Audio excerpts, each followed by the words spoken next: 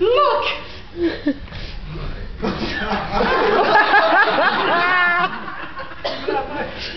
Não pode ser contra a regra, não? Contra a regra é muito gostosinho. Mas why not? Bora! Faça aí a cerimônia que eu casou mais essa gema de pelúcia. Vai, pegue aí! Eu não virei, foi bissexual? Sim. Tem o caralho, tem que ter a caralha também, que tem a caralha. Ok, look! Ah, Maria! Raça isso daqui, raça isso daqui! Tô dizendo, Ansa, deve ter uns truques pro mecânico, mulher. Nem bissexual eu virei, continuo suportando rebuceta. Quer saber? Raça embora, raça embora! Você causeiro dos infernos, raça embora! Não é assim, darling! Você quer saber? Essa sua taquarice falar já tá me irritando!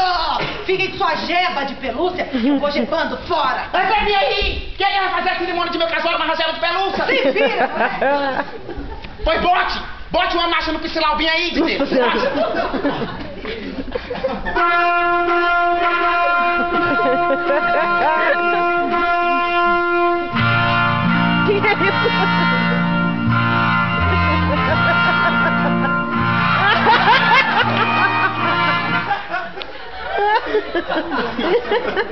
Cheio de pelo na boca agora.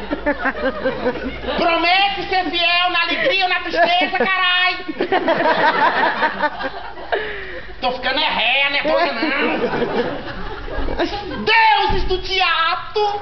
Me ajudem, deuses do teatro! Eu preciso arrumar um esposo de verdade, nem que seja no teatro! Me ajudem, deuses do teatro!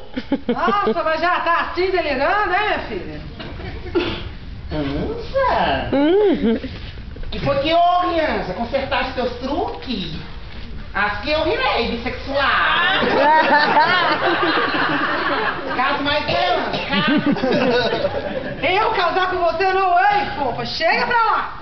Ó, eu estava conversando com os meus superiores e eles abriram mão de mais um truque em seu benefício. Mas desde que o truque seja esse. Look!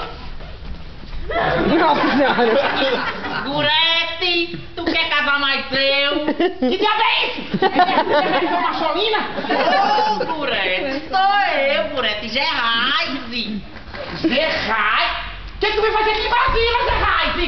Eu vim lá de Sobrales só pra ela virar minha esposa.